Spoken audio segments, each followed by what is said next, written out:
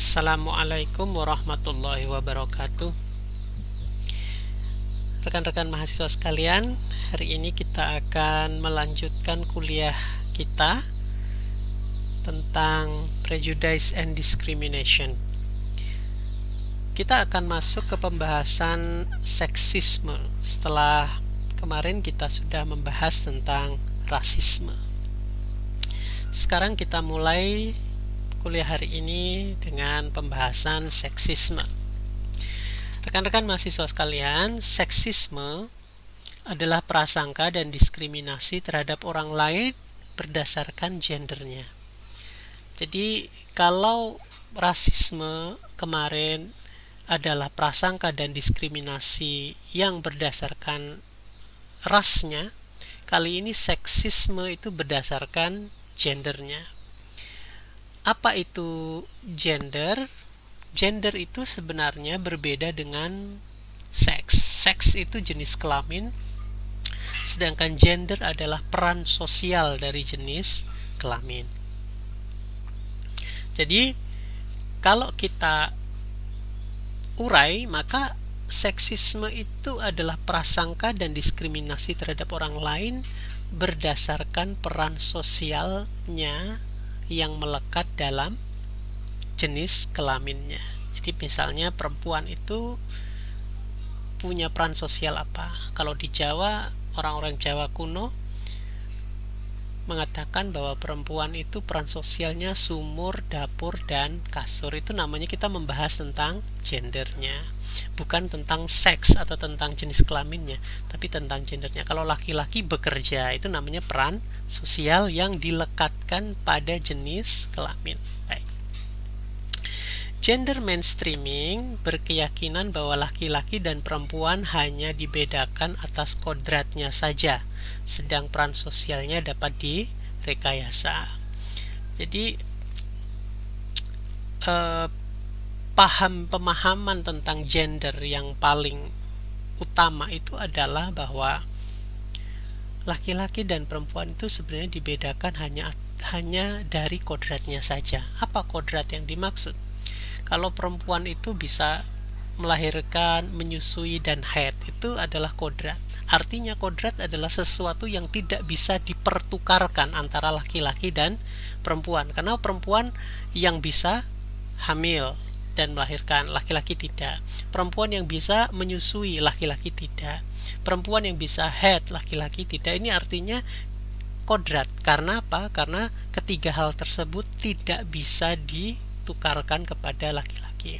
Nah, gender mainstreaming mengatakan bahwa laki-laki dan perempuan dibedakan hanya pada kodratnya saja, tiga itu saja. Sedang yang lain dapat direkayasa.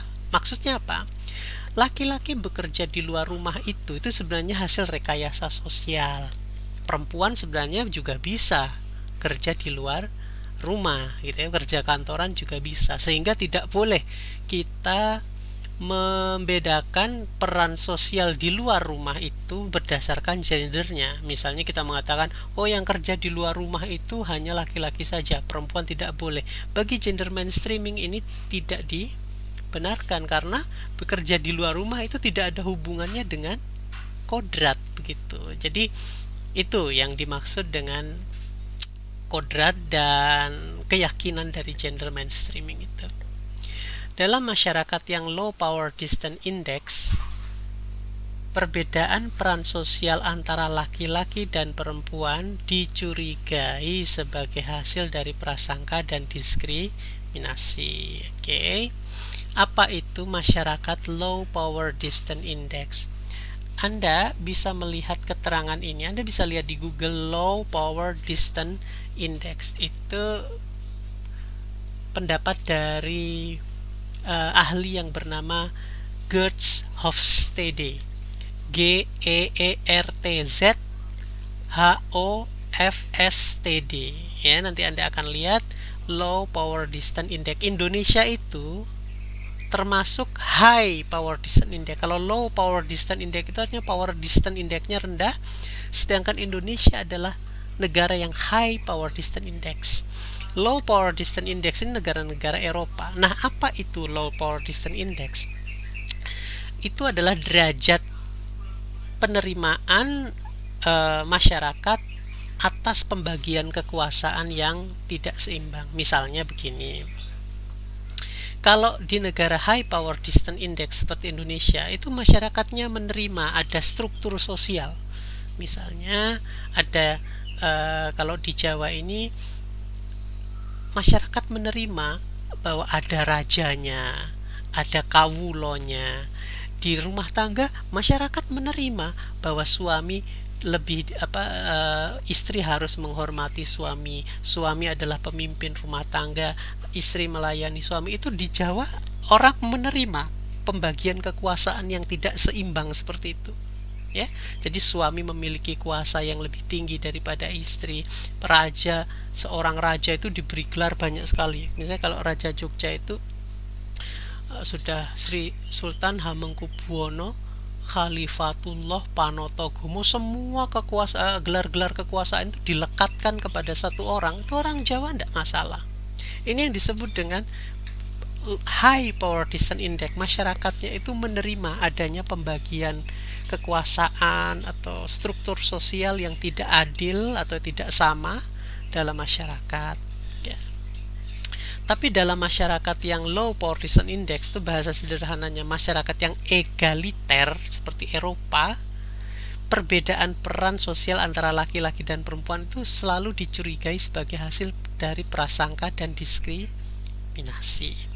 Orang Eropa itu orangnya egaliter. Jadi laki-laki dan perempuan itu walaupun suami istri ya sama, mereka tidak merasa terus suami harus lebih diunggulkan, harus lebih dihormati, perempuan wajib menghormati. Tidak, mereka sama-sama menghormati.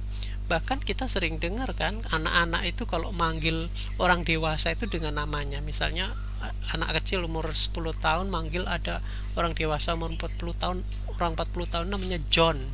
Itu anak kecilnya manggil John kepada orang dewasanya itu tidak apa-apa, biasa. Tapi kalau di Jawa, anak kecil manggil nama orang yang lebih dewasa itu namanya kurang ajar. Karena apa? Di Eropa sana memang tabiat masyarakatnya tabiat egaliter, jadi memang sama. Tidak tidak terus karena anak kecil harus lebih, kalau harus manggil begitu enggak, ya mereka sama walaupun anak kecil, ya sama, ya jadi sama. Nah, karena mereka punya tabiat atau kebudayaan egaliter seperti itu, kalau sampai ada pembedaan peran sosial antara laki-laki dan perempuan, misalnya di suatu masyarakat di Eropa sana ada orang yang bedakan, misalnya yang kerja di kantor adalah laki-laki, perempuan di rumah saja. Itu kalau sampai ada seperti itu di masyarakat Eropa, pasti dicurigai sebagai bentuk prasangka dan diskriminasi, gitu ya. Nah, dalam masyarakat high power distance index seperti Indonesia, seperti yang sudah saya sampaikan tadi, perbedaan peran antara laki-laki dan perempuan sering dianggap sebagai keharusan. Bukan hanya masalah diterima saja perbedaan peran itu, bahkan harus. Orang Jawa misalnya, itu idealnya kata mereka, orang Jawa kuno ya, perempuan itu di rumah, laki-laki yang mencari uang, ya. Perempuan harus dipimpin laki-laki, itu sebuah keharusan. Itu diterima oleh laki-lakinya dan oleh perempuannya. Makanya coba aja kalau perempuan Jawa itu punya suami, terus suaminya itu misalnya tiba-tiba masak sendiri, nyuci sendiri, bersihkan kamar sendiri, misalnya ngambil nasi sendiri, itu perempuannya atau istrinya itu bisa sakit hati, bisa nangis, kalau dalam bahasa Jawanya bisa keloro-loro. Kenapa? Karena merasa tidak dianggap perannya sebagai perempuan. Mesti nanti istrinya nangis terus bilang, "Mas, apa kamu sudah tidak sayang lagi sama aku? Kok tidak percaya lagi sama aku? Apa kamu tidak percaya lagi sama aku sehingga kamu ngapa-ngapain sendiri? Kok tidak mau dilayani saya atau bagaimana?" Itu pasti akan bertanya-tanya seperti itu. Tapi kalau di Eropa sana ya memang begitu kejadiannya. Siapa yang haus yang ambil minum sendiri. Kalau di Indonesia kan enggak. Suami itu berhak untuk meminta kepada istrinya tolong ambilin minum. Tapi kalau di Eropa sana itu dianggap sebagai sesuatu yang tabu ya, yang apa namanya, yang haus yang ambil itu ya. Kalau mau nyuruh itu minta tolong. Kalau di sini ya enggak. Memang kalau laki-laki pulang kerja di Indonesia itu memang idealnya perempuan menyambut, membuatkan minum dan lain sebagainya. Nah, itu perbedaan dari high power distance index dan low power distance index. Saya lagi, ini tolong kalian baca lebih lengkapnya. Itu ada power distance index dan low power distance, high power distance index dan low power distance index ini adalah subtema dari dimension of culture. Dan bukunya adalah judulnya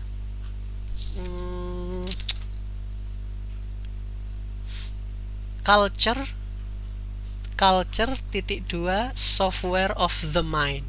Ya, nanti penulisnya Geertz Hofstede ya. Geertz ya. Nanti dia nulisnya, terbitan pertama dia nulis sendiri, terbitan kedua dia nulis sama anaknya Hofstede juga, Geertz Jan Hofstede. Terbitan ketiga dia nulis dengan orang lain lagi, saya lupa namanya siapa, tapi tolong kalian search itu di Google, nanti Anda akan baca Dimension of Culture, salah satunya Power Distance Index. Baik, kita akan lanjutkan ke slide berikutnya. Gender and power ya. Gender dan kekuasaan. Banyak stereotip dalam masyarakat tentang pekerjaan yang pantas bagi laki-laki dan perempuan. Terutama masyarakat Indonesia ya. Jadi ada pekerjaan-pekerjaan yang ini cocoknya untuk laki-laki dan cocoknya untuk perempuan. Seperti kalian kalau rapat tuh, misalnya ikut organisasi, itu rata-rata kalau yang suruh jadi notulen atau sekretaris atau bendahara, pasti kalian merasa cocoknya itu perempuan. Dan memang kejadiannya gitu kan, perempuan selalu jadi notulen, perempuan selalu jadi sekretaris. Itu karena secara tidak sadar Anda menganggap bahwa pekerjaan notulen dan sekretaris itu lebih cocok diberikan kepada perempuan daripada laki-laki. Apa yang mendasari itu? Yaitu stereotip, yaitu keyakinan-keyakinan yang keyakinan-keyakinan bahwa perempuan itu lebih bagus kalau duduk mencatat, gitu. Laki-laki yang ngomong, itu stereotip gitu. Nah, ada teori yang disebut dengan teori glass ceiling. Teori ini berbicara tentang hambatan-hambatan tak terlihat yang menghalangi perempuan dan kelompok minoritas untuk mencapai level tertinggi dalam sebuah pekerjaan. Nah, hambatan-hambatan tak terlihat ini yang disebut yang saya sebut tadi dengan stereotip ya. Stereotip. Jadi kalau dalam masyarakat itu ada stereotip misalnya bahwa perempuan itu yang baik adalah perempuan yang tidak cerewet gitu ya. Maka dia akan ditempatkan oleh masyarakat dalam pekerjaan-pekerjaan yang tidak banyak berbicara. Ya. Sekretaris, bendahara, back office. Sedangkan pekerjaan-pekerjaan yang lebih mengutamakan mulut atau berbicara itu akan dibabat habis oleh laki-laki. Nah, ini menjadi hambatan buat perempuan, buat minoritas atau kelompok-kelompok yang lain untuk mencapai sebuah pekerjaan. Sehingga misalnya ada perempuan melamar di pekerjaan-pekerjaan yang stereotipnya laki-laki, itu HRD-nya pasti langsung, wah ini nggak cocok nih, perempuan bakal gagal di sini, maka tidak diterima. Padahal keputusan HRD tidak menerima perempuan sebagai pegawai di pekerjaan itu tuh bisa berdasarkan, sebenarnya mungkin berdasarkan adalah stereotip. Pekerjaan supir truk misalnya, kamu HRD-nya, kamu lebih prefer yang nyetir perempuan atau laki? Ini mesti laki-laki gitu. HRD itu pasti laki-laki. Kalau ditanya, emang perempuan tidak mampu nyetir mobil? Ya mampu sebenarnya, ya. Karena ada stereotip, misalnya laki-laki itu lebih kuat fisiknya, ada keyakinan begitu, laki-laki lebih kuat fisiknya, perempuan itu lemah, sedangkan pekerjaan menyetir mobil pekerjaan yang keras dan lain sebagainya, sehingga perempuan dianggap tidak pantas di situ. Nah, untuk mencapai pekerjaan supir truk aja ada hambatan-hambatan yang tidak terlihat seperti itu buat perempuan gitu, maksudnya seperti itu, atau kelompok-kelompok minoritas lainnya gitu ya. Baik, nah kita akan lihat nih, ada sebuah grafik ya di buku kalian, di buku e-book kalian itu. Grafik ini berdasarkan data dari Egli dan Stephen tahun 1984. Kita bisa lihat di sini. Di sini ada sumbu rating of target, misalnya gini. Rating of target ini adalah persepsi sebuah pekerjaan itu maskulin atau feminin. Semakin ke atas itu semakin maskulin. Maskulin itu mewakili sifat kelaki-lakian. Sedangkan semakin kecil angkanya itu, atau semakin ke bawah sini, itu adalah feminin. Feminin mewakili sifat perempuan. Kemudian di sini sex of target. Ada sex of target ini artinya kelompok perempuan dan kelompok laki-laki. Ketika mereka ditanya tentang pekerjaan homemaker artinya rumah tangga, tentang rumah tanggaan, itu rata baik kelompok perempuan dan kelompok laki-laki itu kecenderungannya menganggap bahwa pekerjaan homemaker itu lebih feminin. Ini lihat grafiknya yang biru muda ini yang paling rendah. Artinya mereka menganggap bahwa homemaker itu lebih bersifat perempuan, sehingga lebih cocok untuk perempuan. Sedangkan employee cenderung tinggi.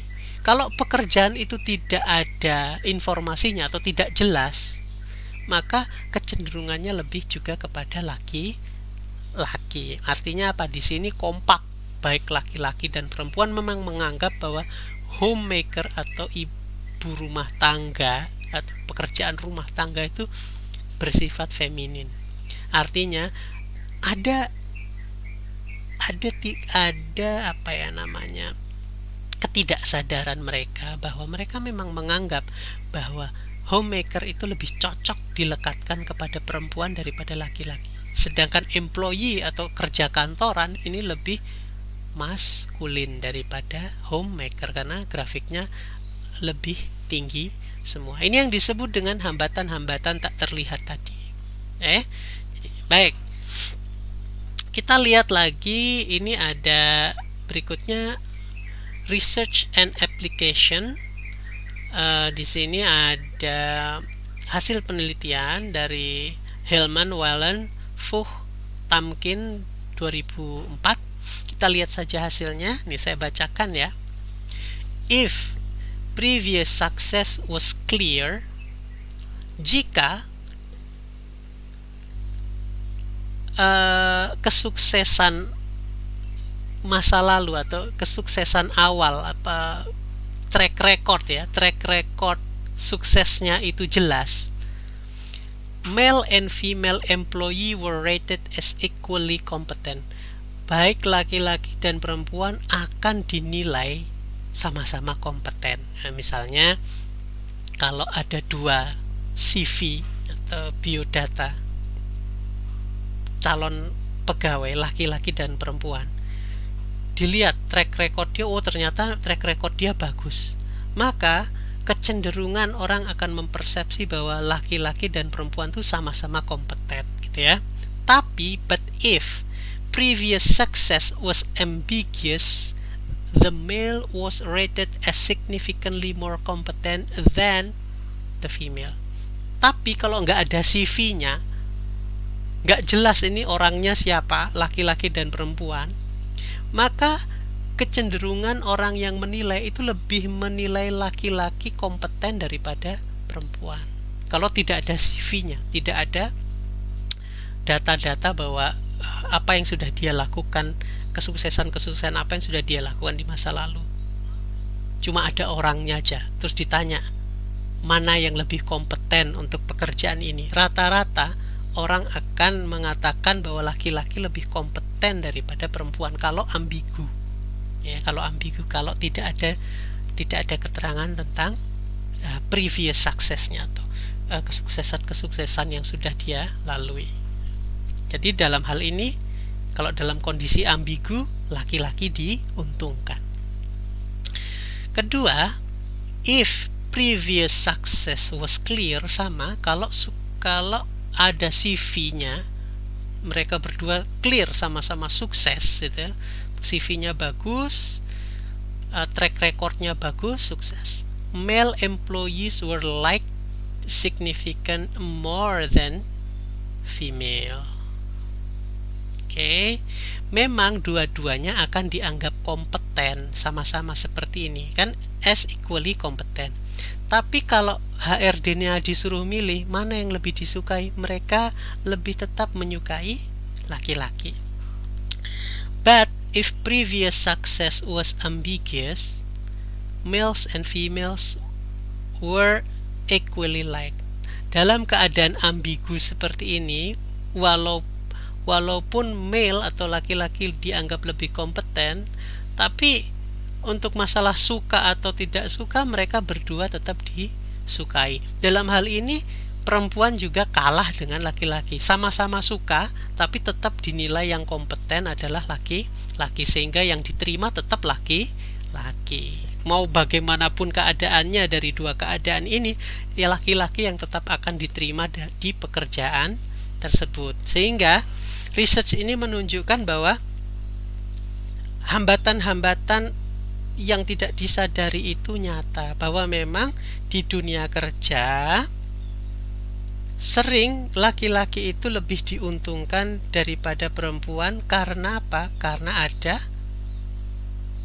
stereotip tadi terhadap perempuan dan laki-laki atau terhadap gender gitu ya. Baik, saya kira ini jelas. Baik, kita lanjutkan. Tapi ada juga kritik terhadap gender mainstreaming. Jadi gender mainstreaming itu bukan sesuatu yang tidak mendapatkan kritik. Banyak kritik terhadap gender mainstreaming atau cara pandang gender ini. Pertama,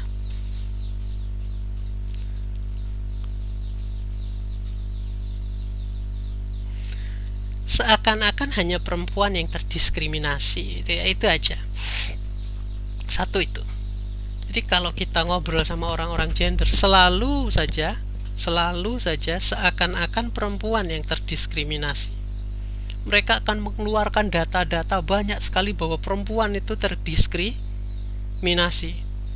Mereka akan keluarkan banyak sekali data-data KDRT korbannya perempuan.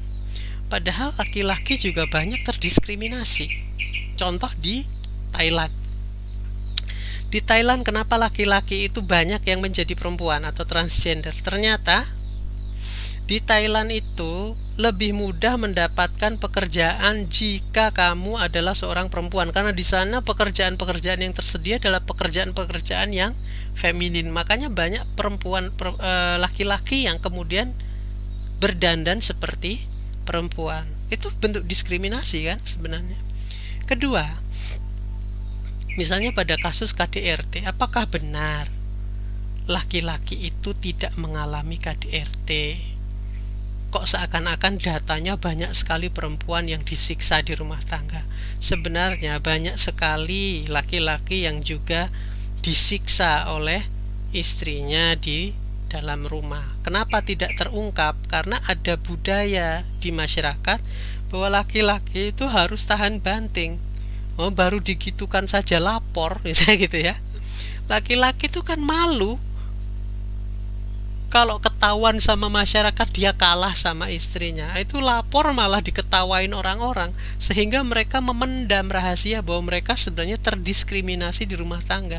Makanya ada lagu Bojo Galak itu sebenarnya ya karena realitas di masyarakat juga banyak laki-laki yang kalah sama istrinya. Kalah itu maksudnya terdiskriminasi atau didiskriminasi oleh istrinya dalam rumah tangga. Silakan lihatlah di YouTube, itu banyak pengakuan bahwa carilah itu kalau nggak salah juga Bapak sudah, nanti Bapak uploadkan ya linknya di Schoology. Kalian bisa lihat pengakuan laki-laki yang disiksa oleh pacarnya yang perempuan.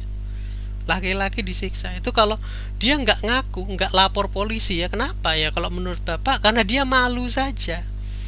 Laki-laki loh disiksa sama perempuan tuh, kalau lapor ke temannya itu bukan malah ditolong, diketawain sama teman-temannya itu.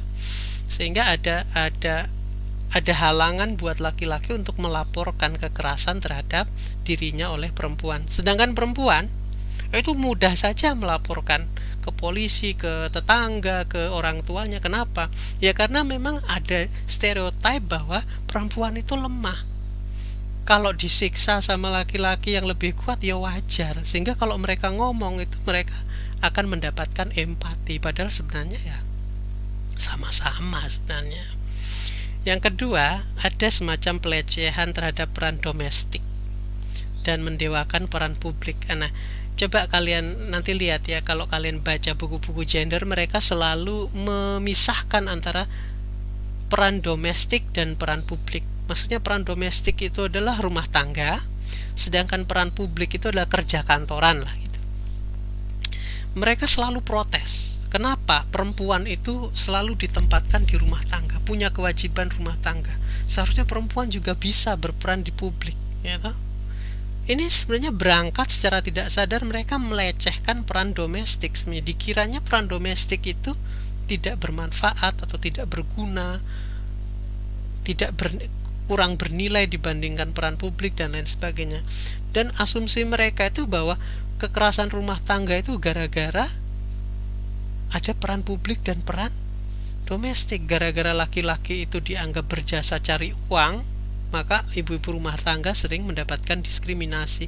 Padahal kalau dalam Islam enggak. Ibu rumah tangga itu lebih mulia daripada ayah yang mencari kerja. Itu ya, karena merawat anak itu merawat kehidupan juga kan begitu. Makanya dalam Islam itu ibu lebih layak dihormati 3 kali daripada ayah. Nah ini artinya mereka sebenarnya mereka sendiri sebenarnya melecehkan peran domestik, bukan laki-lakinya, mereka sendiri yang melecehkan peran domestik. Coba nanti Anda lihatlah obrolan-obrolan orang-orang gender itu selalu seperti itu. Jadi mereka mengatakan, seakan-akan mengatakan peran domestik itu kalah mulia daripada peran publik, sehingga mereka protes jika ditempatkan di ruang domestik. Mereka protes, perempuan juga bisa. Lah iya bisa. Tapi itu protesmu itu berawal dari pelecehan terhadap peran domestik gitu.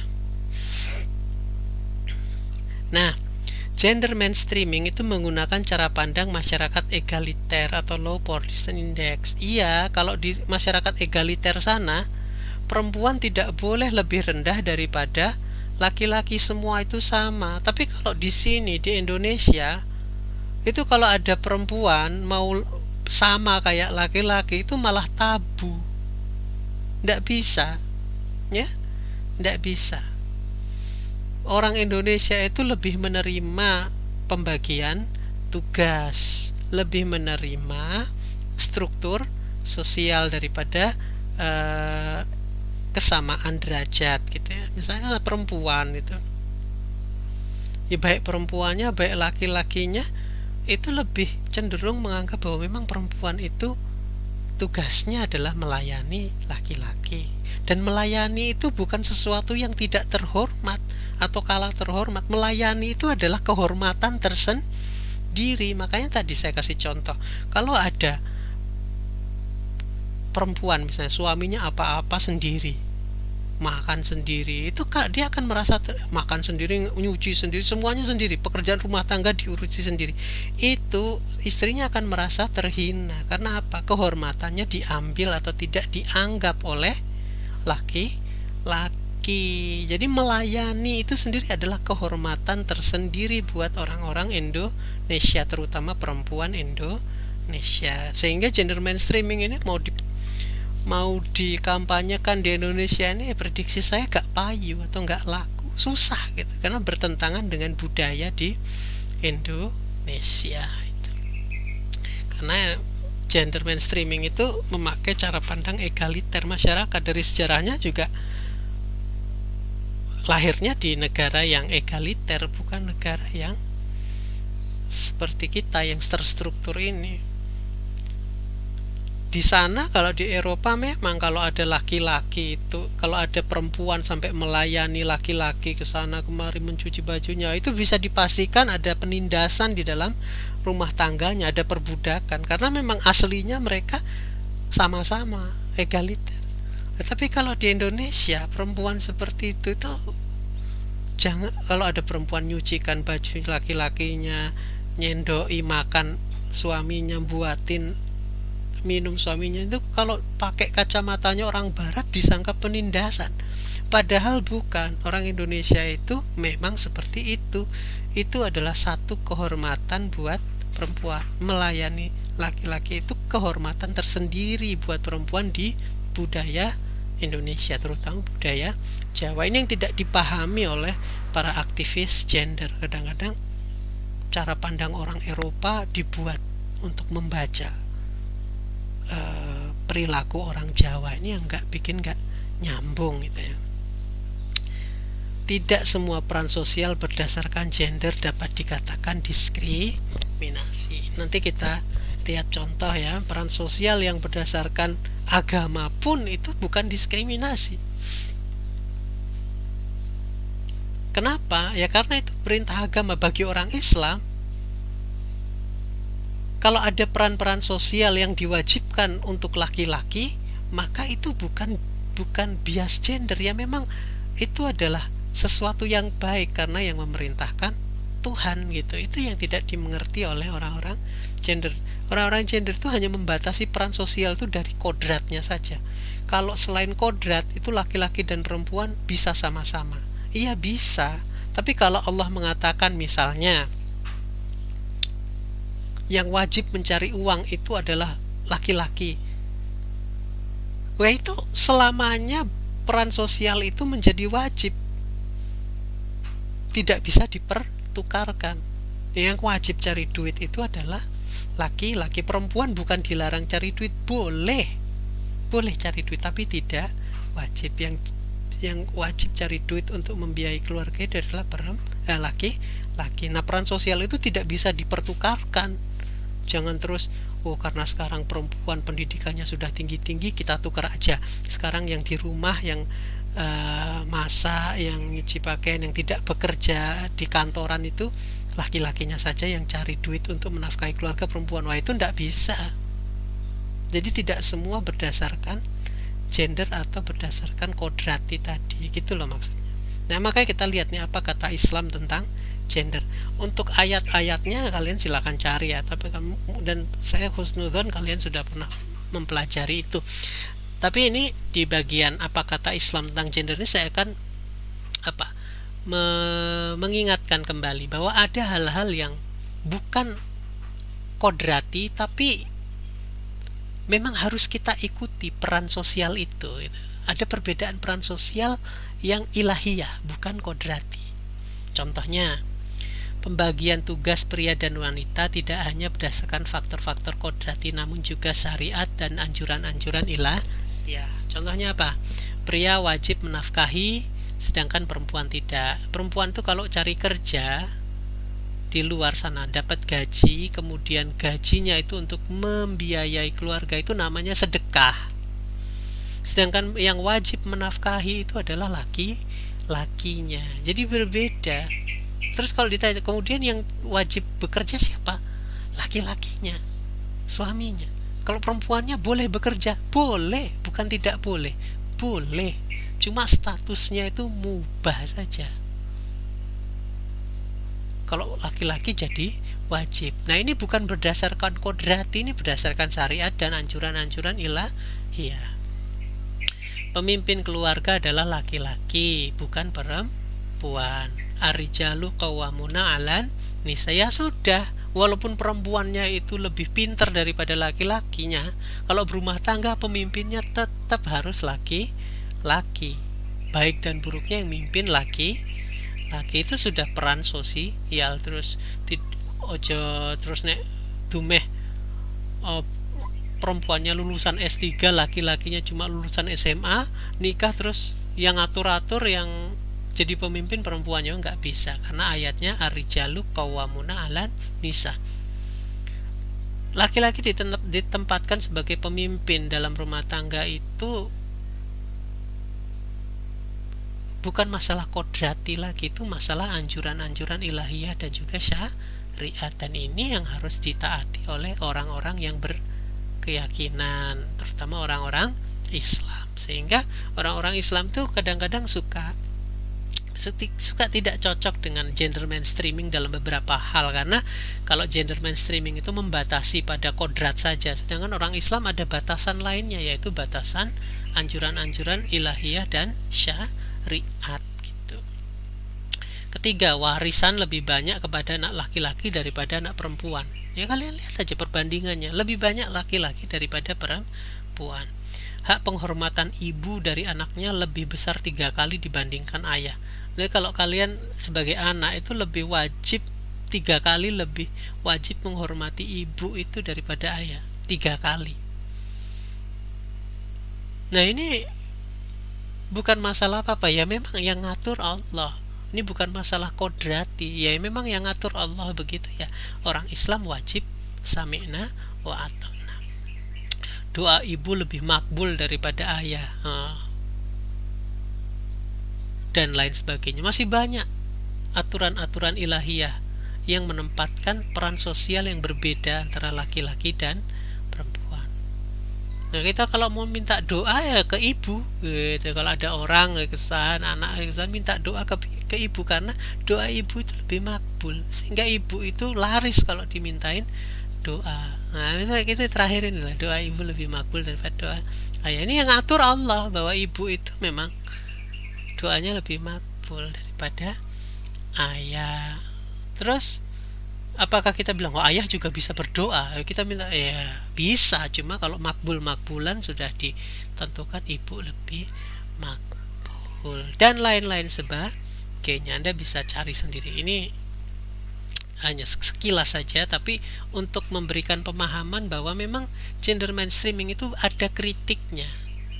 Tidak semuanya harus kita ikuti klaim-klaimnya, dogma-dogmanya, tidak kita ikuti. Ada yang baik ya baik, tapi juga ada yang mungkin kita harus kritisi dari segi syariat Islamnya, karena kita adalah mahasiswa Islam, kita harus kritik, oh ini begini, yang tidak cocok dengan Islam yang ini, yang cocok yang ini, ya kita ambil yang cocok, yang tidak cocok kita buang gitu ya, jangan dimakan mentah-mentah. Baik, saya lanjutkan ke slide berikutnya tentang kepribadian otoriter dan prejudice. Nah, anak-anak sekalian, mahasiswaku sekalian, bahwa pada bab ini kita akan membahas tentang hubungan antara kepribadian otoriter dan prasangka.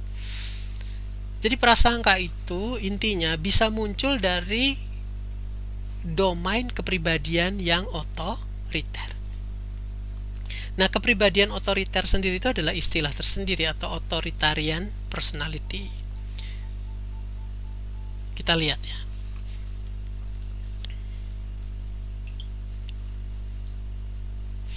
Sebentar ya, saya balas WA dulu.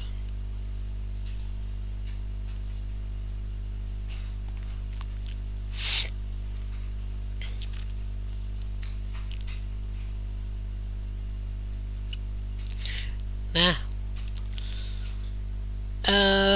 kita lihat ya latar belakang kepribadian otoriter atau authoritarian personality.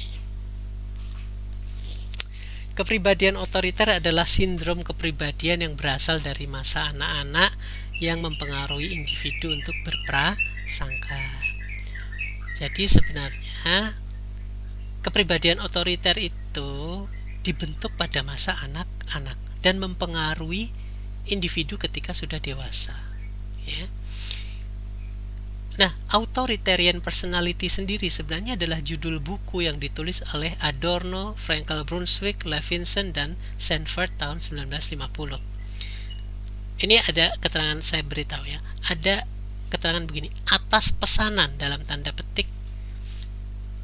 Pesanan saya kasih tanda petik karena itu sebenarnya buku authoritarian personality itu kan hasil penelitian dari tadi Adorno, Franklin Brunswick, Levinson, Sanford. Tapi mereka meneliti itu atas pesanan, dipesan atau dibayar oleh The American Jewish Committee, Komite Yahudi Amerika pada tahun 1944. Jadi kalau kalian mau mencurigai buku ini bahwa ini memang buku yang sangat berbau Yahudi, ya bisa saja karena memang faktanya ini adalah pesanan dari The American Jewish Committee. Tujuan buku ini untuk menjelaskan hubungan kepribadian otoriter Nazi Jerman dengan pola asuh otoriter. Jadi The American Jewish Committee ini meminta Adorno dan kawan-kawan itu untuk meneliti apakah sifat otoriternya Nazi Jerman itu memiliki hubungan dengan pola asuh mereka di masa kecil. Nah, itu proyeknya. Kemudian diteliti dan singkat cerita memang ada hubungannya gitu. Nah, hubungannya seperti apa? Seperti ini.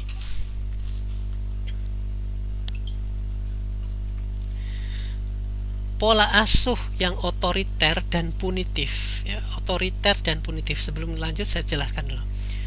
Otoriter itu artinya kebenaran itu pusatnya pada individu, bukan pada aturan, tapi kebenaran itu pusatnya pada individu. Artinya kebenaran itu ya suka-suka individu. Raja itu disebut otoriter karena aturan itu ya rajanya itu, terserah rajanya itu, maka disebut otoriter. Tidak ada aturan, pokoknya suka-suka individu. Punitif itu menghukum, tipe menghukum. Jadi kalau anak sejak kecil itu diasuh dengan tipe otoriter, di mana orang tua itu sama dengan aturan, jadi orang tua itu sangat ditaati, tidak ada aturan, pokoknya manut orang tua, bukan manut aturan, tapi manut orang tua, dan orang tua itu tipenya suka menghukum, maka yang berkembang adalah pandangan egosentrisme atau pandangan keegoan, egoisme, ya, pandangan yang berpusat pada diri sendiri, bahwa kebenaran itu ada pada diri sendiri. Ya, karena memang kenapa bisa tercipta begitu? Karena sejak kecil dia sudah dilatih untuk menganggap bahwa kebenaran itu melekat pada diri orang tuanya, bukan pada aturannya. Pola asuh yang lain selain otoriter itu kan pola asuh yang demokratis, di mana aturan itu yang kita taati. Jadi anak sama orang tua itu buat aturan bersama. Gini ya dek, kalau nanti jam 4 harus mandi, mainnya dari jam segini, sehingga yang ditaati itu adalah aturan yang dibuat bersama. Nanti kalau seperti itu cara mendidiknya, anak itu tumbuh tidak egosentrisme, dia lebih cenderung pada aturan. Tapi karena kepribadian otoriter ini, karena sudah dibiasakan untuk menganggap bahwa kebenaran itu melekat pada diri orang tua, maka dia tumbuh dengan pandangan bahwa kebenaran itu melekat pada dirinya juga, melekat pada individu. Individunya siapa? Ya dirinya itu. Sehingga dengan pandangan seperti itu akan muncul prasangka terhadap pihak lain. Lah kok bisa? Misalnya orang, dia berhadapan dengan orang yang tidak sependapat dengan pendapatnya. Orang yang egosentris ini berdebat dengan orang lain lah, tidak bersetuju dengan orang lain. Maka prasangkanya adalah apa? Orang lain itu hendak menyerang dirinya, karena dia menganggap bahwa kebenaran, pendapat, dan lain sebagainya itu melekat pada dirinya. Tidak menganggap bahwa pendapat itu terpisah dari dirinya, argumentasi itu terpisah dari dirinya, enggak.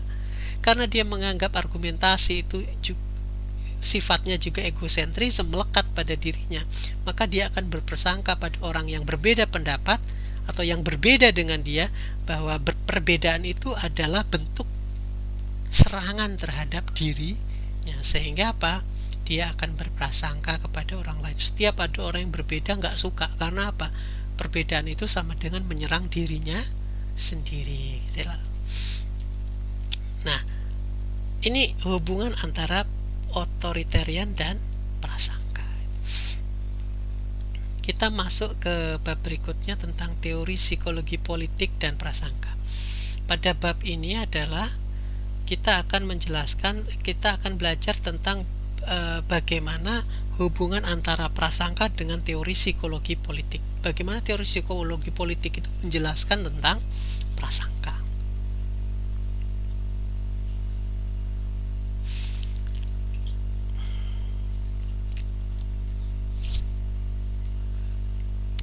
Nah, teori yang pertama disebut teori social dominance, atau social dominance teori.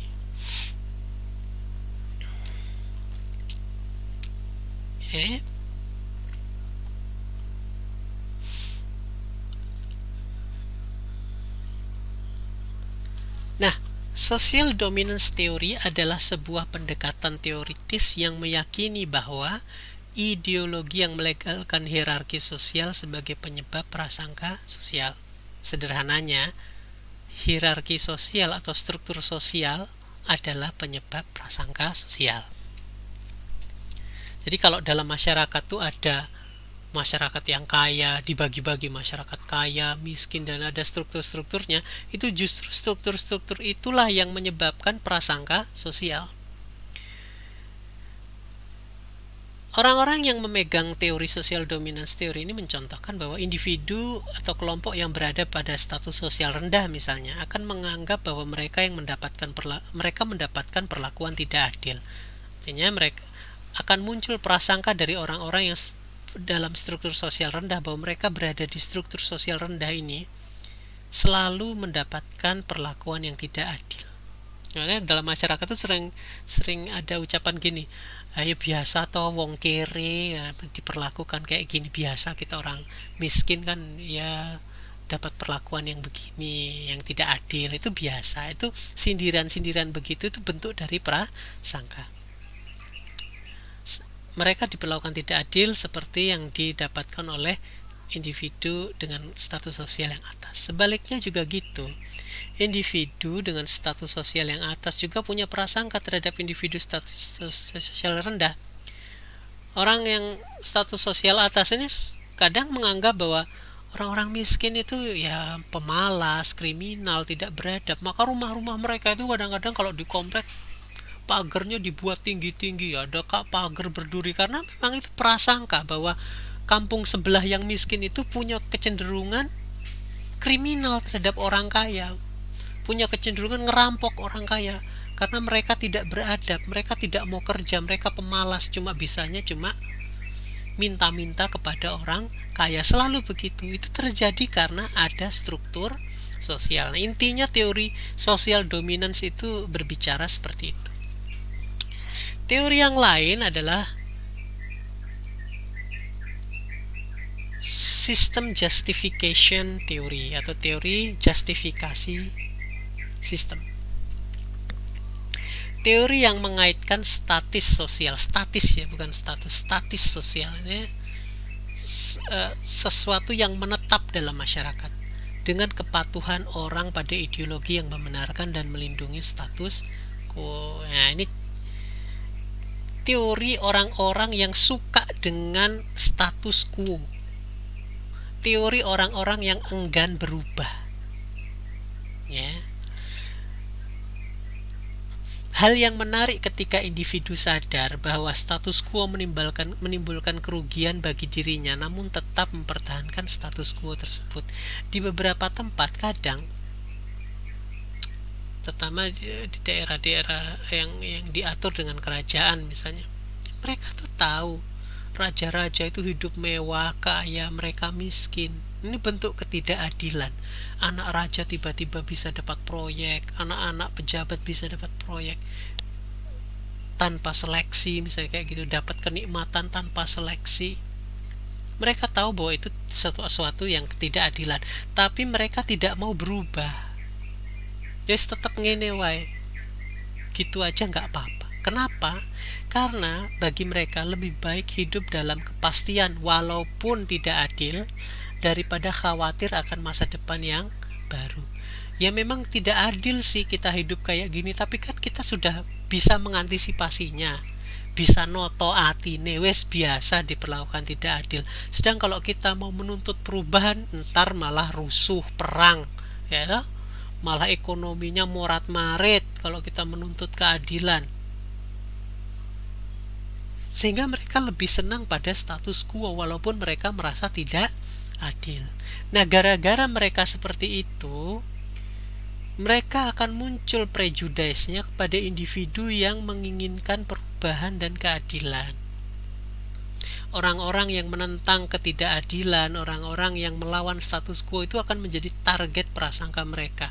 Mereka akan dianggap sebagai orang-orang yang merusak tatanan sosial. Mereka akan dianggap orang-orang yang nyinyir. Mereka akan dianggap orang-orang yang akan menimbulkan kesusahan yang lebih besar daripada yang mereka alami sekarang. Nah, prejudice ini muncul dari orang-orang yang mempertahankan status quo terhadap orang-orang yang menginginkan perubahan dalam masyarakat. Baik, saya kira sudah cukup jelas ya apa yang saya sampaikan tentang sistem justification teori ini. Nah, saudara-saudara sekalian, para mahasiswa, berikutnya kita akan lihat bab tentang hubungan antar kelompok dan kerusuhan sosial. Sekarang kita akan belajar intergroup atau hubungan antar kelompok dan kaitannya dengan kerusuhan dalam masyarakat. Gitu ya.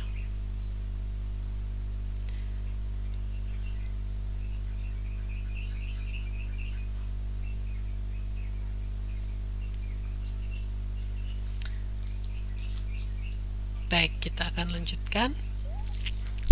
Nah, ada teori yang cukup menarik namanya teori relative deprivation atau deprivasi relatif. Apa itu deprivasi relatif? Deprivasi relatif adalah gap atau jarak psikologis antara harapan dan capaian atau harapan dan kenyataan yang nantinya akan menimbulkan frustrasi sosial.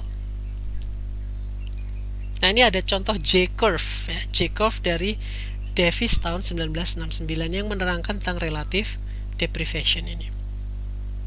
Ini ada grafik. Ini yang putus-putus ini, garis putusnya adalah ekspektasi, dan garis yang melengkung dan lurus ini yang nggak putus-putus ini adalah pencapaian atau kenyataan ya, kenyataan. Contohnya, kita harapan itu kan selalu tinggi, linear dan tinggi. Harapan saya besok kalau bekerja itu akan dapat gaji sebulan 10 juta. Begitu dia ngelamar kerja nggak dapat yang 10 juta, malah hanya dapat yang 300 ribu. Ini 300 ribu dan 1 juta ini menjadikan apa? Relative deprivation. Kesannya apa? Kesannya adalah frustrasi. Wong harapannya dapat 3 juta, berapa tadi, 10 juta sebulan, kok dapatnya cuma 300 ribu sebulan. Karena harapan tidak sesuai kenyataan, ini menimbulkan namanya relative deprivation atau apa namanya, frustrasi. Nah, frustrasi ini kita lihat, relative deprivation menimbulkan frustasi, dan frustasi ini akan menimbulkan prejudice kepada pihak-pihak lain yang dianggap sebagai biang kerok kegagalan dia mewujudkan harapannya. Misalnya ya, dulu Nazi itu menganggap bahwa ras Jerman itu adalah ras yang paling unggul, ras yang menguasai dunia, yang akan menguasai dunia, ras yang pantas menguasai dunia. Tapi kenyataan di Jerman yang terjadi apa? Jerman itu masyarakatnya tertindas, miskin, terbelakang, ya. Sehingga ini mengakibatkan relative deprivation buat orang-orang Jerman, terutama Hitler, Nazi itu. Relative deprivation ini kan kemudian frustasi kan munculnya, jadi mengakibatkan frustrasi. Kemudian frustrasi ini kemudian menimbulkan prejudice. Kok bisa? Iya. Waktu itu Nazi Jerman mengatakan kita harusnya menguasai dunia, tapi kenyataannya kita tertindas. Maka penjelasannya adalah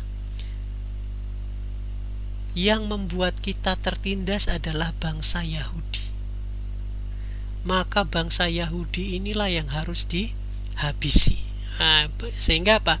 Frustrasinya ini ditujukan untuk frustasinya ini menimbulkan prejudice kepada pihak lain atau kelompok yang lain.